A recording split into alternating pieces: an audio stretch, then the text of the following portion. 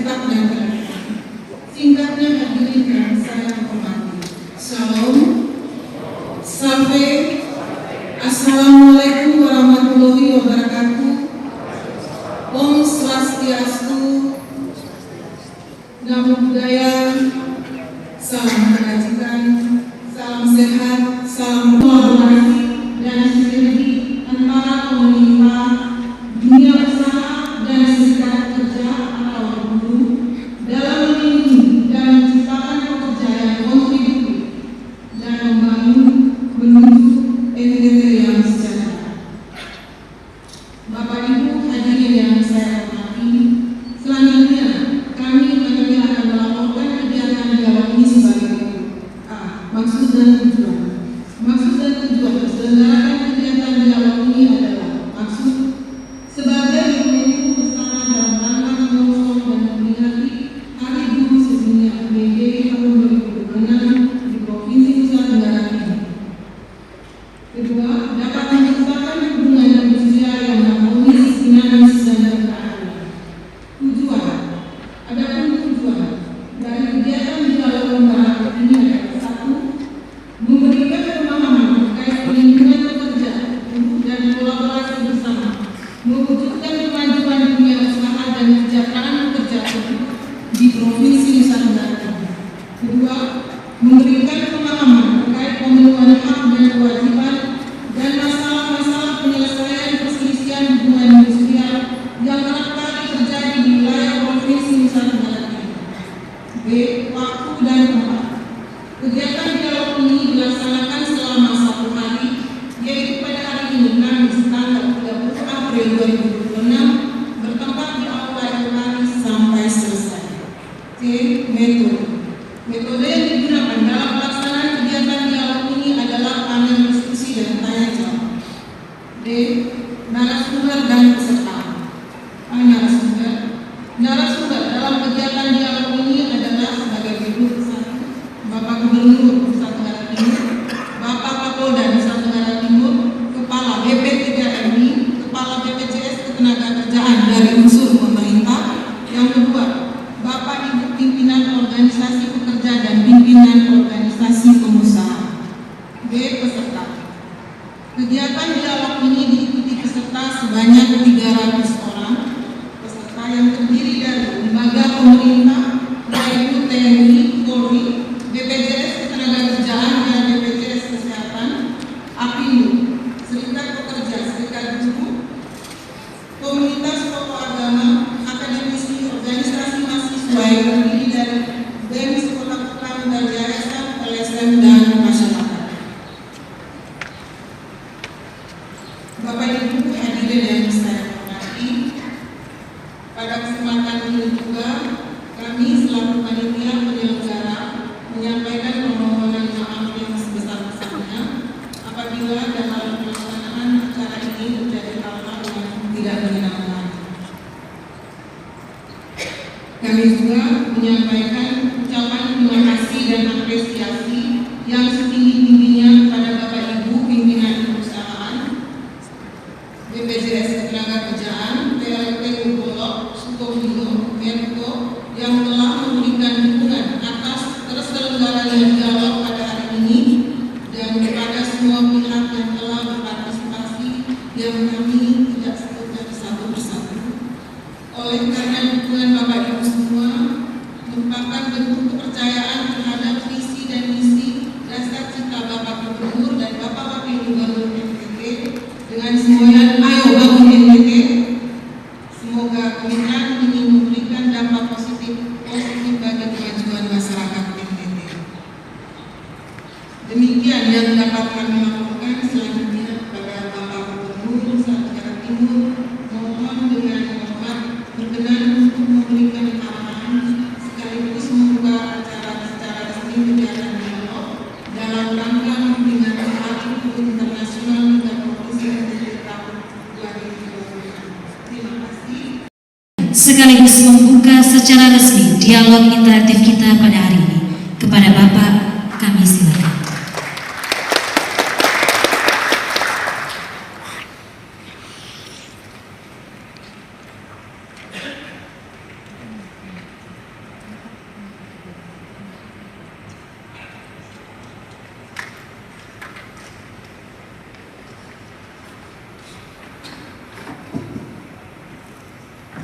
Yang terhormat Forkopimda Provinsi NTT hadir pada hari ini, Pak Kapolda yang mewakili, Pak Kajati yang mewakili, Pak Kabinda yang mewakili, Pak dan Kodal yang mewakili, dan semua unsur pimpinan Forkopimda hadir pada hari ini. Yang saya hormati pimpinan perangkat daerah Provinsi NTT, cukup banyak yang hadir. Luas komandan, bisa hadir cukup banyak. Terima kasih. Yang saya hormati pimpinan BPJS Tenaga Kerja, para pimpinan serikat pekerja dan serikat buruh, tentang hubungan serikat pekerja buruh yang hadir.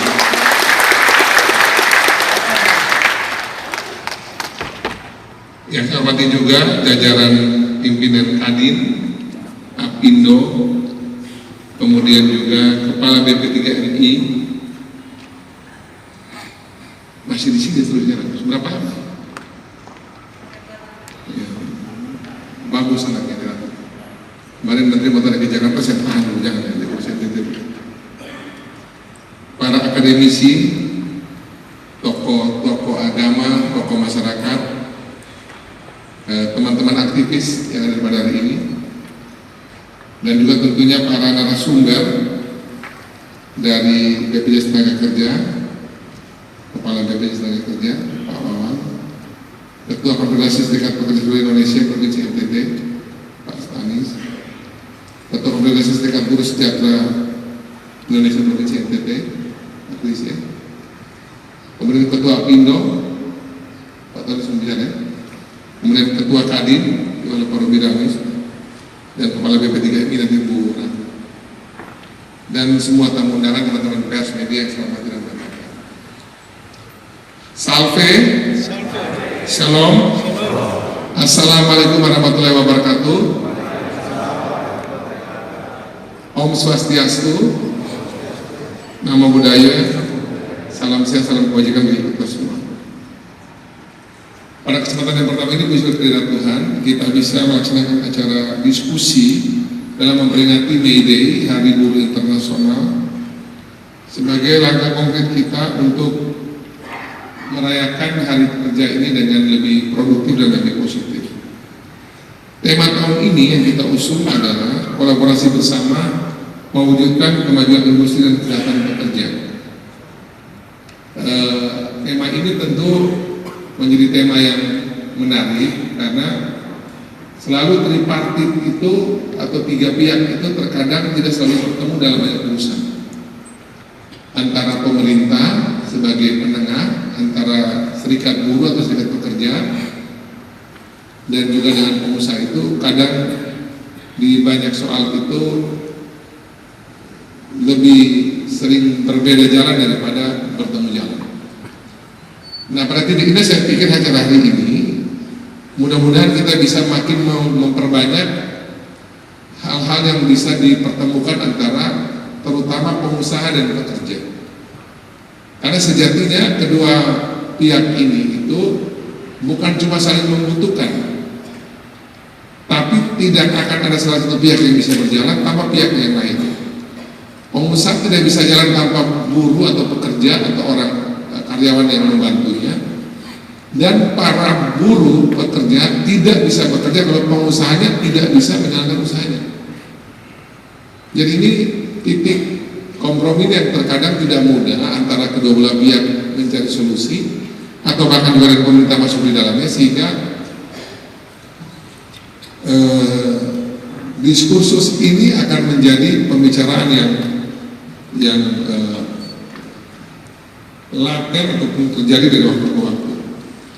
Saya karena diminta untuk memberikan sedikit catatan, saya izin untuk nanti kewadian berikutnya.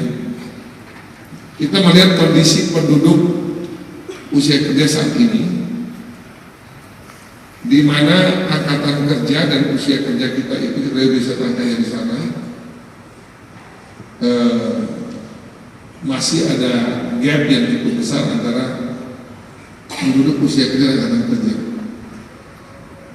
Dan ini tentu membutuhkan keterkaitan antara yang angkatan kerja dan dunia kerja atau menciptakan lapangan kerja baru. Kemudian juga kita mesti memastikan bagaimana migrasi berisiko bisa kita kendalikan dengan baik, dan juga tentu suka tidak suka apalagi di era seperti sekarang ini, dunia yang lagi berubah seperti sekarang ini, sektor yang paling akan menjadi bantalan terbesar untuk ekonomi Indonesia dan juga NTT adalah sektor pekerja informal atau sektor UMKM. Saya baru kemarin bersama Pak Menteri UMKM 2 hari di Labuan Bajo, baru kemarin malam tiba. Itu kami sudah hitung dan juga Pak Menteri juga sudah mendapatkan arahan dari Pak Presiden juga nantinya untuk sektor UMKM ini menjadi bantalan yang harus diperkuat, tentu dengan tetap memperhatikan juga sektor pekerja informal juga yang harus kita jaga dengan baik. Nah, masalah utama kita Bapak Ibu sekalian adalah pengangguran masih cukup tinggi saat ini. Kemudian sekali lagi struktur pekerja kita di NTT dan Indonesia itu masih pada wilayah primer. Kita masih sedikit yang bergerak ke hilirisasi dan industrialisasi. Dan NTT ini dengan catatan defisit neraca perdagangan kita 51 triliun itu menggambarkan memang kita ini pekerja dan pengusahanya itu masih berputar di usaha di sektor primer.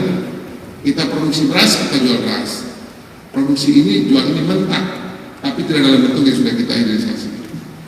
Kemudian juga tentu banyak lowongan kerja di sektor terutama tadi formal informal yang tadi dari defisit perdagangan 51 T ini kita mesti kerjakan dengan baik. Konsumsi kita ini masih didominasi oleh barang dari luar NTT. Kemudian juga dari aspek perhubungan, dari aspek perdagangan dan sebagainya. Dan inilah yang membutuhkan kita harus membuat yang namanya link and match antara kebutuhan kerja dengan kemampuan pekerja ataupun dunia pendidikan. Kemudian akses kerja yang terbatas juga harus kita terus buka, dan kemudian informasi pasar kerja juga harus kita buka dengan baik. Saya ingin menggambarkan juga transformasi tenaga kerja di NTT yang sedang disiapkan oleh provinsi melalui Dinas Tenaga Kerja.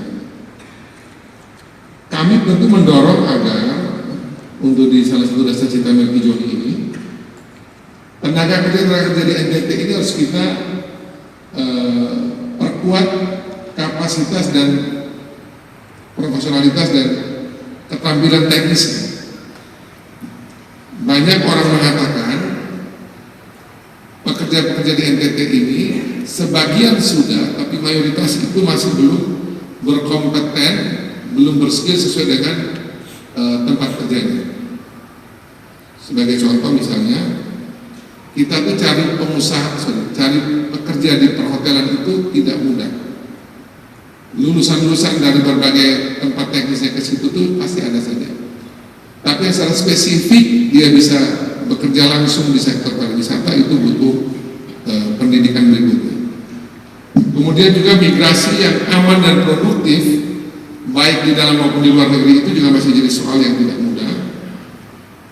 Karena baik pekerja NTT yang bekerja di luar provinsi NTT maupun di luar negeri itu masih kita dapati mereka rata-rata berangkat dengan skill yang terbatas, dengan administrasi yang juga masih tidak sempurna atau belum menyesuaikan dengan aturan regulasi yang ada, dan juga biasanya pergi dengan perjanjian kerja yang itu belum dibereskan dengan baik akibat kebutuhan hidup dan kemudian akibat kena TPPO, tindak pidana perdagangan orang. Dan juga seperti kami sampaikan, ketika sudah bekerja juga secara formal di berbagai usaha, konflik industrial atau hubungan industrial itu tidak mudah dibangun, sehingga antara terutama pekerja dan pengusaha itu masih memiliki persoalan yang laten dan waktu terkait dengan kesejahteraan, gaji, mungkin juga cuti dan sebagainya. Sehingga kalau kami boleh usulkan di sini, nanti semua pihak terkait bisa juga ikut urun-urun di sini. Kita ingin agar dari hulu ke hilir itu proses persiapan tenaga kerja kita, baik yang akan masuk dunia kerja maupun yang sudah bekerja tapi ingin mengupgrade kapasitas kemampuan dia juga itu bisa kita siapkan sekaligus secara paralel. bagi yang akan masuk dunia kerja, entah di NTT, di luar NTT, di provinsi lain, ataupun ke luar negeri, mereka mesti harus memiliki pelatihan dan sertifikasi untuk memenuhi kebutuhan baik di NTT maupun di provinsi lain di luar NTT atau bahkan luar negeri. Makin sulit jenis pekerjaannya atau makin kompetitif daerah ataupun perusahaan yang dia akan masuki, akan makin membutuhkan kualifikasi yang lebih bersifat khusus. Kalau dia masuk di sektor yang misalnya katakanlah biasa kita lakukan, misalnya pertanian, itu mungkin kalau di NTT tidak terlalu repot. Cara kita bertani di NTT dari waktu ke waktu mungkin kira-kira begitulah. Tapi kalau dia masuk di pertanian yang di provinsi lain misalnya, dia pergi ke misalnya bertani di Jawa, itu pasti teknologinya akan lebih kuat di sana dibanding kita di NTT. Di tempat yang sama itu, menjadi petani di NTT dan petani di Jawa akan jauh lebih kompetitif dinamika dan situasi petani di sana. Apalagi ke luar negeri, ke Australia, ke New Zealand, itu beberapa pengusaha pemilik farming di perkebunan pertanian di New Zealand, di Australia itu ada orang-orang Indonesia, dan mereka di sini sudah namanya mekanisasi sudah jalan. Nah itu pasti tantangan beda lagi. Ini baru di jenis petani, belum lagi yang lain. Jadi sekali lagi pelatihan sertifikasi ini penting untuk semua jenis pekerjaan maupun juga tempat dan sebagainya. Kemudian juga pendapatan kerja, tentu berharap agar antara kualitas pekerja kita dengan target dia kemana itu kalau bisa ketemu, sehingga nanti bisa mendapatkan hasil manfaat yang maksimal. Contoh, kita di NTT ini ribuan, mungkin puluhan ribu kan perawat yang kerjanya di NTT ini sudah pada posisi, bahkan bekerjanya pun juga mungkin tidak dengan pendapatan yang standar. Perawat, guru saya tidak bisa bicara karena guru betul lebih ekstrim lagi situasi. Medsos hari ini di negeri Indonesia ini, karena orang NTT memang salah satu warga 62 yang cukup berbahaya di medsos. Itu sampai Jakarta itu EU sih udah biasa, tapi dari sekolah dan kesehatan itu ribut terus soal pendapatan. Ada yang 200.000, 300.000. Saya banyak dapat dari teman-teman menteri, teman-teman pengusaha bilang, memang begini Pak Kawan NTT. Pertama satu dua saya jawab, saya juga malas jawab. Kenapa saya malas jawab? Karena ya itu muncul hampir tiap hari di TikTok, di mana-mana. Ya hanya karena memang ya segitulah kemampuan kita, baik pemerintah maupun pengusaha ataupun daerah, memberikan pendapatan. Mau lebih daripada itu lagi, sudah bisa lagi. Saya tahu banyak puskesmas di NTT ini yang perawatnya itu tidak dapat gaji normal per bulan, maksudnya nol, dapat dari kapitasi. Itu kerja di instansi pemerintah, tidak dapat gaji sama sekali, nol, hanya dapat dari kapitasi yang itu dibagi dan terutama diperuntukkan bagi perawat yang tidak ada uang sama sekali. Dan mereka harus kerja karena malu di kampung. Sudah sekolah setengah mati, pulang tidak kerja itu malunya minta ampun, yang bersangkutan maupun keluarga. Terpaksa kerja.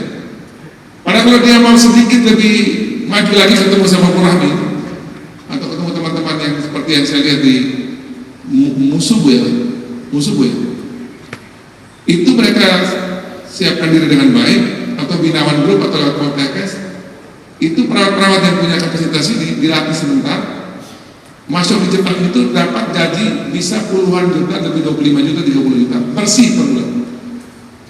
Cuma kerja berbeda, dengan kompetisi yang masih berbeda, tapi itu uang pasti, daerah pasti, dengan bagaimana mereka mengupgrade diri.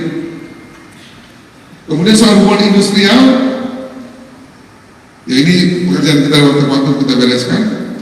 Dan pengawasan perlindungan tentu nanti dari kami tentu menyiapkan yang namanya asuransi ketenagakerjaan bersama Pak Wawan dan jajaran. Kami sudah melakukan tahun lalu 100.000 orang, tahun ini kita lagi sementara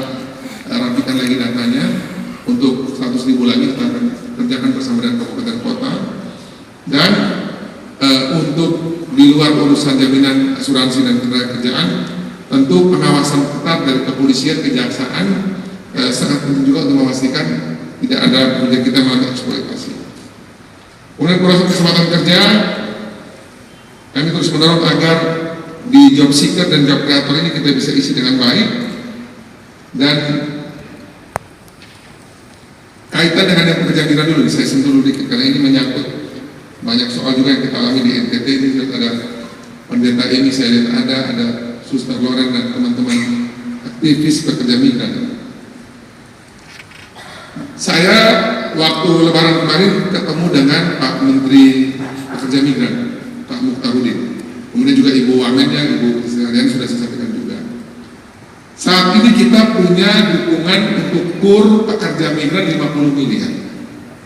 Jadi bagi ada orang NTT yang ingin bekerja migran di luar negeri, saat ini tidak perlu lagi ketemu tengkulak. Ketemu bisa perbankan yang naik, tapi yang pasti bank NTT itu ada 50 miliar. Melalui bank NTT nanti ini, baik pengusaha yang ada di sini, pengusaha untuk urusan pekerja migran, maupun sang pekerja migran, itu bisa pakai skema KUR pekerja migran agar nanti dibayar dulu oleh KUR ini biaya pelatihan dan berbagai urusan persiapannya. Setelah dia kerja di lokasi, di wilayah penempatan di negara lain ini, baru nanti dia cicil dari gaji. Daripada dia ketemu tengkulak atau ketemu rentenir, ketemu para calon urusan pekerja migran ini, dia sudah diijon dan dimakan sejak sebelum berangkat. Itu kemudian pemerintah bantu dengan cara begitu. Dan saya sudah minta sama Pak Menteri juga untuk kami lagi siapkan berbagai hal.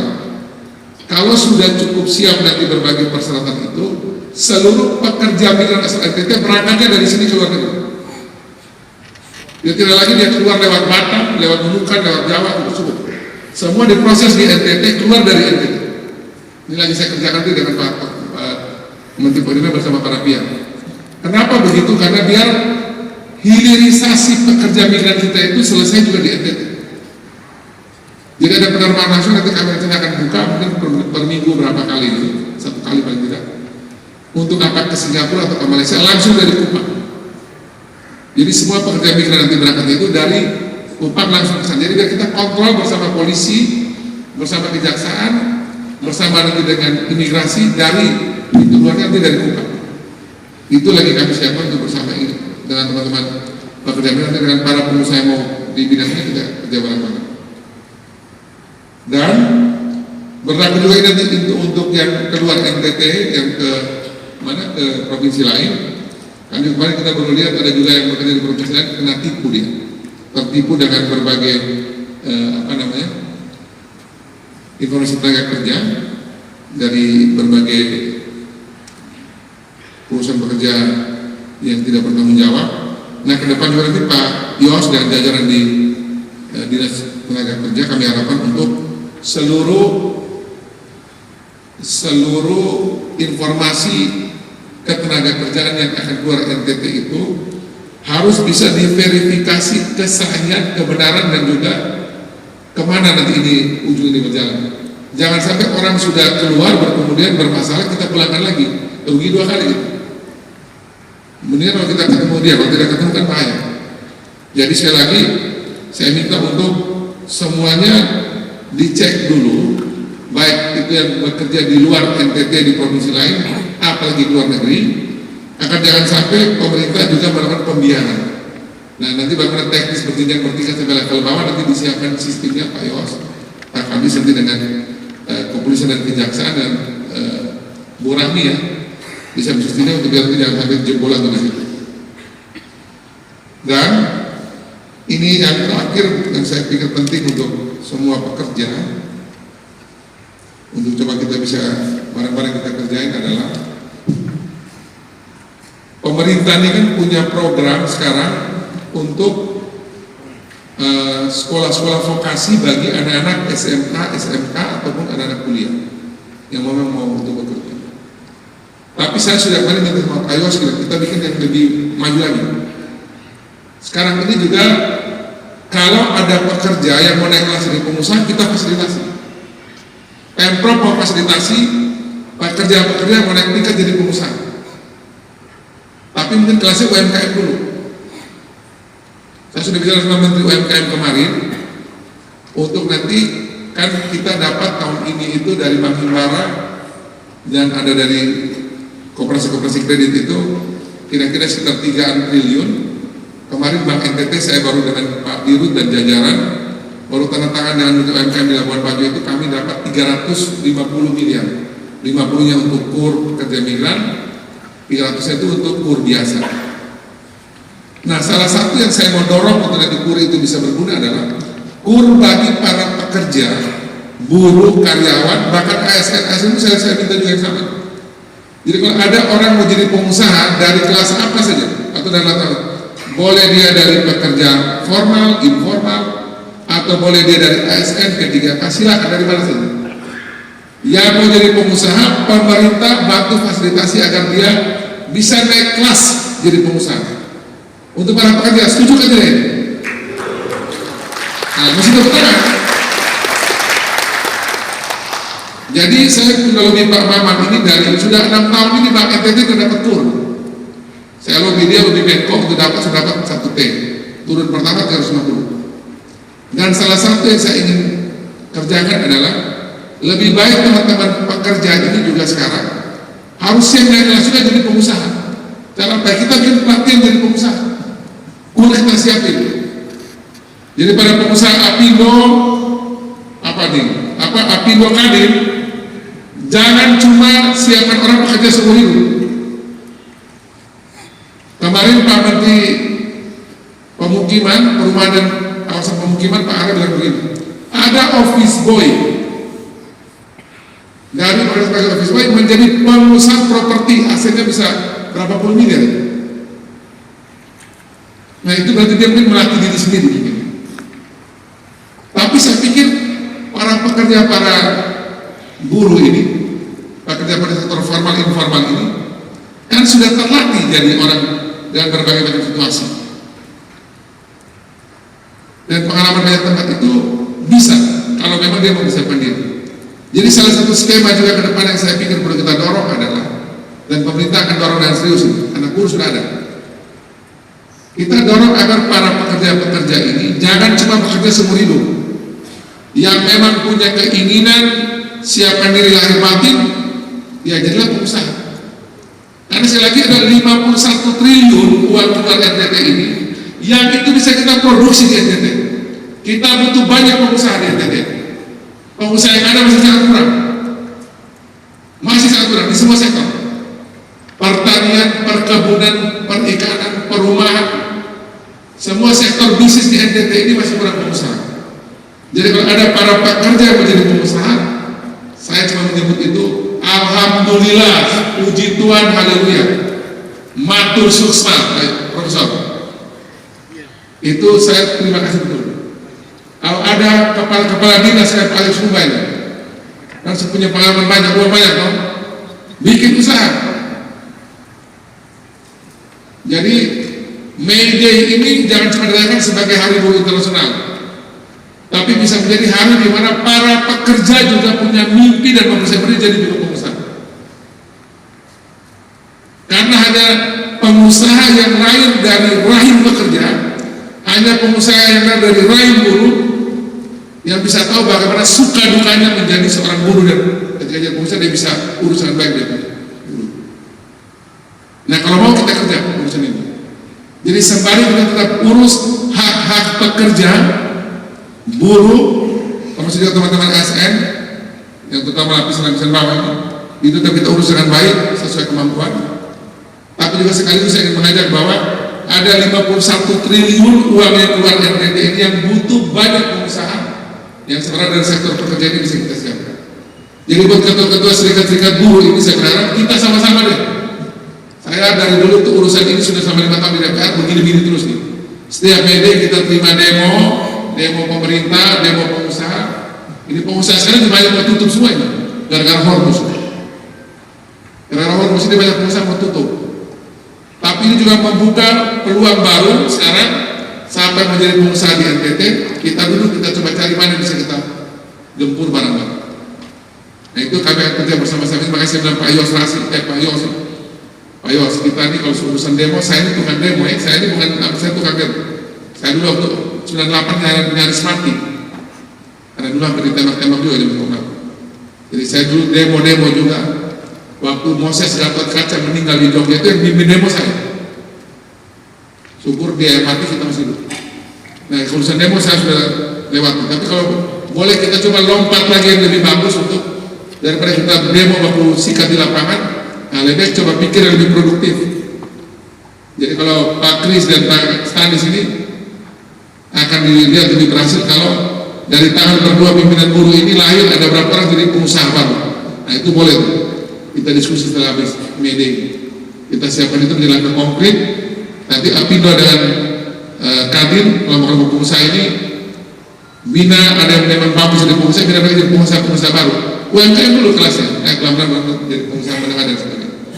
Saya pikir ini bisa kami sampaikan sebagai Gubernur Provinsi NTT beberapa poin yang mudah-mudahan nanti bisa dielaborasi oleh para pembicara yang nanti akan berbicara di forum yang terhormat ini.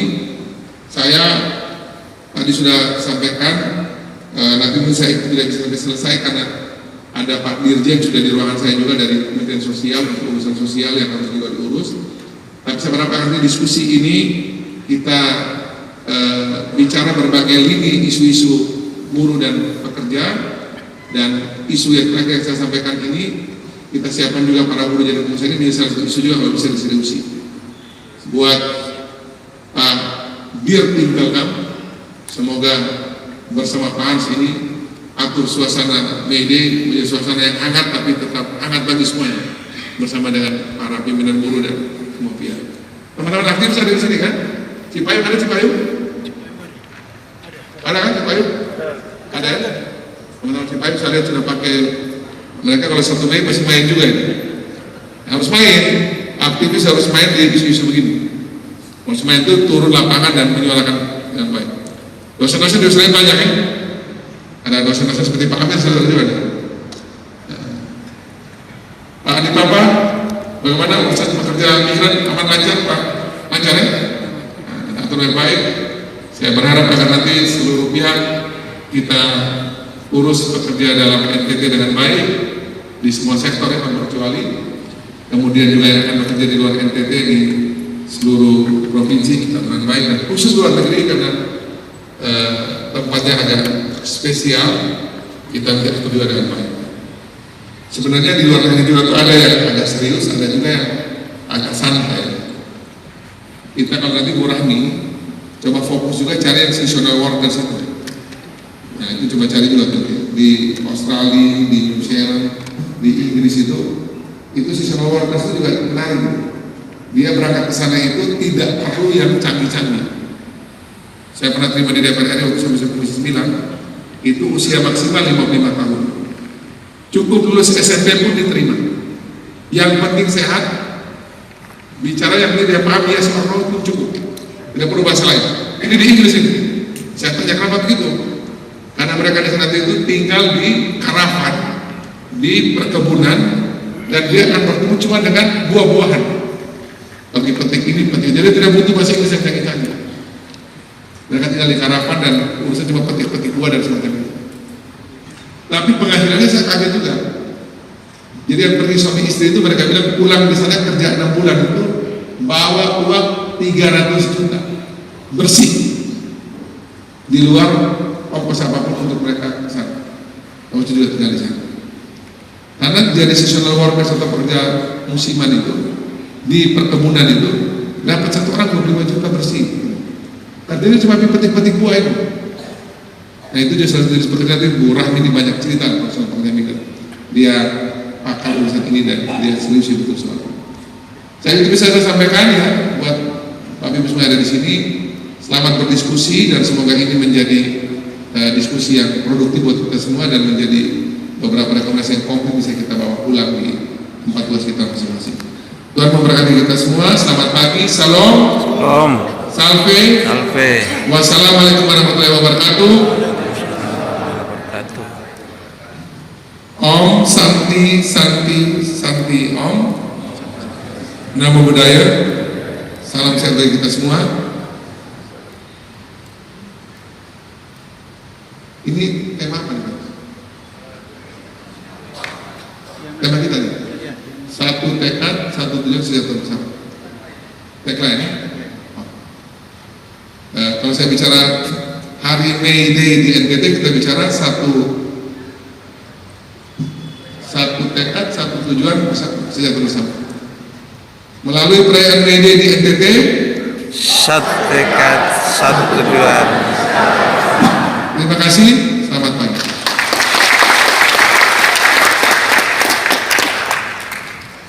Terima kasih kepada Bapak Gubernur yang telah memberikan arahan sekaligus membuka acara kita pada hari ini.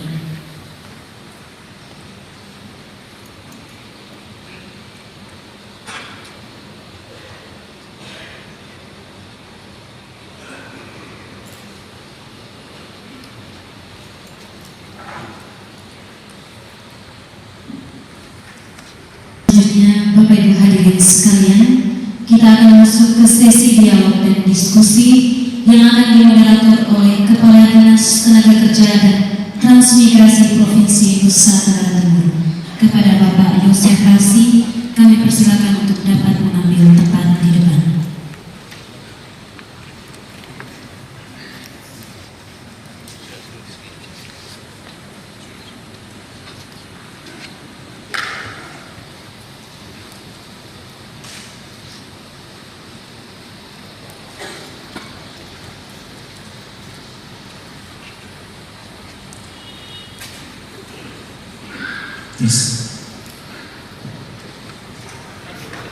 Bapak Wakil Kalena, yang saya hormati Apindo dari Kadin, narasumber yang nanti akan menyampaikan beberapa materi berkaitan masalah tenaga kerjaan, pelatihan dan lain-lain. Saya persilakan kepada para narasumber. Saya panggil pertama dari yang mewakili Bapak Kapolda, bisa tampil ke depan. Yang kedua dari BPJS, Pak Wawan. Yang ketiga dari Kepala PP3MI. Yang keempat dari Ketua KSPSI, Pak Stef. Yang kelima dari Ketua KSPSI, Pak Daud Boy. Sama juga dari Kadin.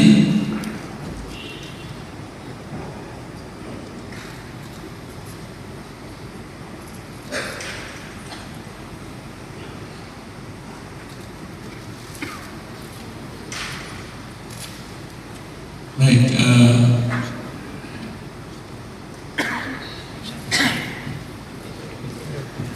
Apindo, sorry, Pak Tony, sorry banyak. Lama bisa kena hukuman ini. Pak Gub, mohon izin kalau Bapak ada acara, baik, supaya lebih memudahkan, ini saya minta masing-masing. Pak Gubernur NTT dan Bapak Ibu sekalian, ini karena waktunya bila 5 menit, jadi salam-salamnya kita agak lewat. Baik, kami melihat dari sudut pandang pengusaha, memang tantangan kita ini di zaman sekarang itu ada dua, yaitu yang pertama adalah bonus demografi, di mana angkatan kerja di Indonesia itu akan mencapai lebih dari 200 juta orang. Oh, disuruh perkenalan. Baik, nama saya Tony Antarisa Lima, saya sekretaris DPP Apindo NTT, Asosiasi Pengusaha Indonesia. Nah, kami di Apindo memang diamanatkan undang-undang untuk mengurusi lebih banyak soal ketenagakerjaan.